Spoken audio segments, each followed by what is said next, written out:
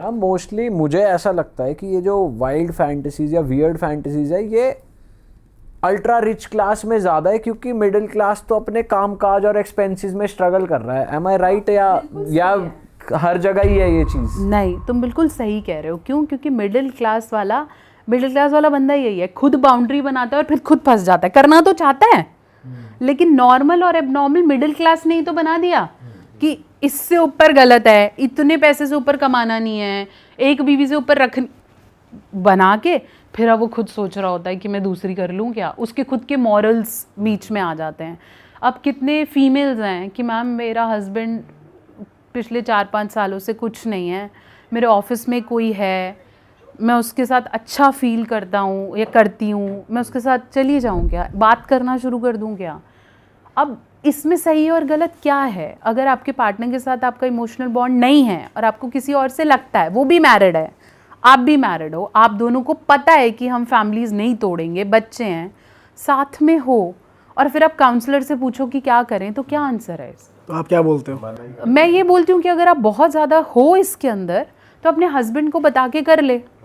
सीधा मत बता कि मेरे पास कोई है और मैं जा रही हूँ, बट तू उसे हिंट देना शुरू कर कि मेरे को तुम्हारे साथ फीलिंग नहीं आती और मेरे को बाहर कोई पसंद आने लग रहा है। आई एम वार्निंग यू कि मैं चली जाऊंगी, तू मेरे को पकड़ ले।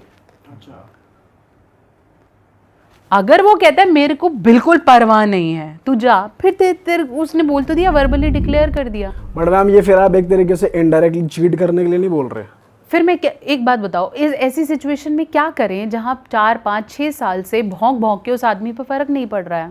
बट अगर फैमिली है पूरा, हाँ तो निभा रहे हैं ना, किसी को छोड़ के तो नहीं जा रहे, निभा रहे हैं। हम ऐसा तो नहीं बोल रहे कि हम फली के साथ सो भाग रहे हैं, हम फैमिली में हैं।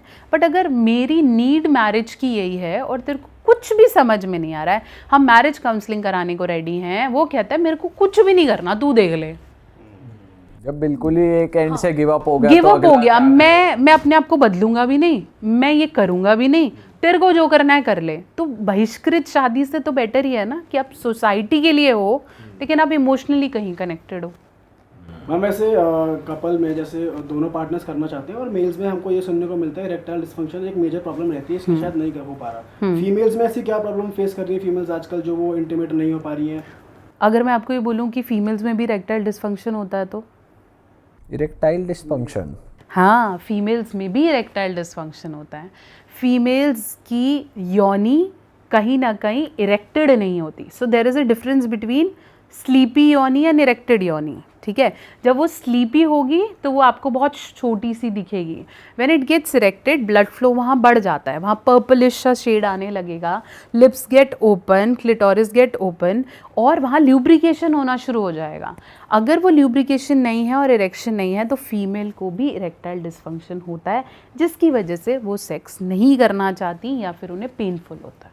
ओह, अब ये भी लोगों तक पहुंचाना हमारी जिम्मेदारी है कि फीमेल में भी अगर आपको कोई औरत मना कर रही है तो उसका ये मतलब नहीं है कि वो बहाने दे रही है, हो सकता है शी नीड्स ट्रीटमेंट।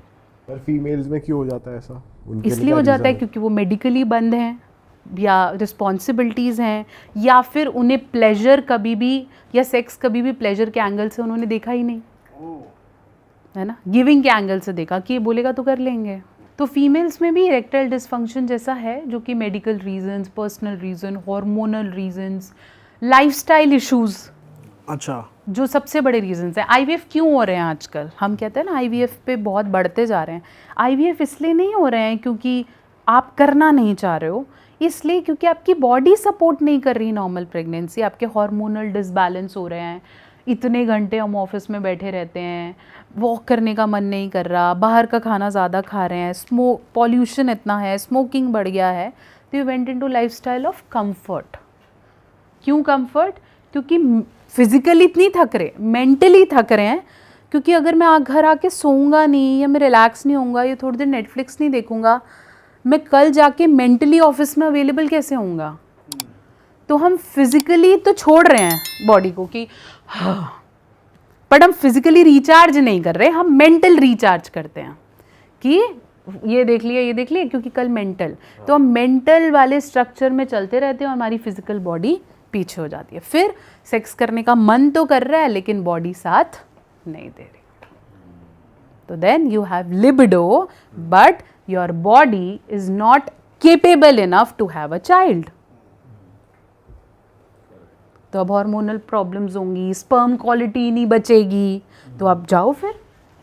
तो जहाँ वहाँ पे भी जाओगे तो डॉक्टर पहले बोलेगा देखो मैं कर दूंगा ट्रीटमेंट, IVF IUI सब हो रहा है, कर देंगे हम, तेरे को अपने लाइफस्टाइल पे काम करना पड़ेगा अगर तो अपना बच्चा चाहिए, मतलब अपनी बॉडी से चाहिए, नहीं तो ढूंढो सरोगेट्स।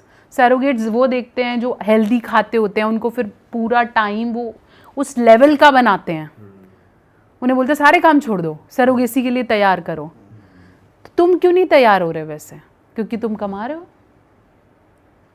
मैम अगर कोई कपल बेबी प्लान कर रहा है तो आप उन्हें क्या रेकमेंड करते हो कि कुछ पर्टिकुलर मंथ्स होते हैं कि बेबी प्लान करने से पहले ऐसी डाइट ऐसी लाइफस्टाइल कर लो, तो वो आप क्या प्लान देते हो? अगर कोई, मैं तो शादी से पहले भी डाइट प्लान देती हूँ। अगर आपको लगता है मेरी शादी नवंबर में है और मैं अभी से ट्राई करना चाहूँ तो we have a plan. Females भी ले सकती है, मेल भी ले सकते हैं। बेबी प्लान करने से 6 महीने पहले स्मोकिंग, अल्कोहल ये सब छोड़ना पड़ेगा फॉर 6 मंथ्स, दैट्स इट। इससे आपकी स्पर्म क्वालिटी बेटर होती है। मेल्स को जिंक रिच, फोलेट रिच खाना खाना शुरू करना पड़ेगा, जिससे उनके जो प्रजनन शक्ति है, जिसे हम बोलते हैं द रिप्रोडक्टिव पावर, वो बढ़ना शुरू हो जाए। फ्रेश होम कुक्ड मील्स खाने पड़ेंगे, पैकेटेड फूड से बाहर आना पड़ेगा, कार्बोनेटेड ड्रिंक्स छोड़ने पड़ेंगे, और ये जो भी आपकी शुगरी चीज़ें आप ले लेते हो उसे छोड़ना पड़ेगा, क्योंकि कॉम्प्लेक्स कार्ब्स आपकी बॉडी में स्पर्म क्वालिटी या रिप्रोडक्शन को नहीं होने देगा। साथ साथ पेल्विक स्ट्रेचेस बढ़ाने पड़ेंगे, मतलब कमर के नीचे का सारा भाग आपको एक्टिवेट करना पड़ेगा, चाहे आप वॉक करके करें, चाहे आप पेल्विक फ्लोर एक्सरसाइजेस करें, कीगल करें, स्क्वाट्स करें, बंजीज करें, whatever you do, your lower parts haves to be active. Female में भी पेल्विक अगर स्ट्रॉन्ग नहीं है तो आप पोजिशंस नहीं ले सकते हो। पोजिशन के लिए आपके दोनों जांघें के साथ वाले एरियाज एक्टिव होने होंगे, नहीं तो नहीं हो रहा है और हो नहीं पाएगा। तो अगर तो आप चाहते हो कि मैं ज़्यादा देर बना रहा हूँ तो गोली ओके, 10% इज गोली, 20% इज गोली, बाकी तुम्हारी सांस ही फूल लेगी तो गोली क्या करेगी? कोई पर्टिकुलर पोजीशन भी आप रेकमेंड करते हो कि इससे कंसीव होगा ही होगा? देखो, जो स्टैंडर्ड मिशनरी पोजीशन है उससे कंसीव होता ही होता है और होता आ रहा है। हर कपल को वो एक पोजीशन तो पता ही है जो उसको दिखती है, वो मिशनरी पोजीशन है, उससे कंसीव हो ही जाता है। वैसे भी दूसरी पोजीशन से भी कंसीव हो जाता है जहाँ मेल ऑन द टॉप है। अगर कोई ऐसी पोजीशन है जिसमें फीमेल ऑन द टॉप है, या फिर वो दोनों ही खड़े हुए हैं, जैसे स्टैंडिंग पोजीशन, डॉगी पोजीशन, इन सब पोजीशंस में प्रेगनेंसी अचीव होने के चांसेस कम होते हैं, क्योंकि डिलीवर करते ही वो नीचे की तरफ गिरेगा, या फिर फीमेल ऑन द टॉप होगी तो वो नहीं जा पाएगा। ऐसा नहीं है कि होता ही नहीं है, बट कंसीविंग के चांसेस कम हो जाते हैं। मैम, जो ये आयुर्वेदिक प्रोडक्ट्स होते हैं जैसे कीड़ा जड़ी हो गया या कोंच के बीज, सफ़ेद मूसली, ये सब मतलब बॉयज़ में हम लोग आपस में बात करते हैं कि अब एज आ गई है, शुरू कर देना चाहिए, या फिर कोई रिसेंटली मैरिड है, तो एक्चुअली ये हेल्प करते हैं? आप बिलीव करते हो आयुर्वेदिक प्रोडक्ट्स में? बिल्कुल बिल्कुल, अभी नए नए भी शुरू, सी बकथॉन्च स्टार्ट हो गया है। अरे वाह, आपने ये वीडियो यहाँ तक देख ली भाई, तुमने हमारी मेहनत सफल कर दिया। तुम ही लोग हो असली रियल हिट। और अगर आपको बहुत मज़ा आ रहा है ऐसी क्लिप्स में, ऐसी वीडियोस में, तो फटाफट जाइए प्लेलिस्ट पे बिंज वॉच कीजिए और सारी वीडियोस देख डालो और मौज काटो। That is it. हम मिलेंगे नए पॉडकास्ट में, नए क्लिप में। Till then bye bye, see you, take care, do subscribe.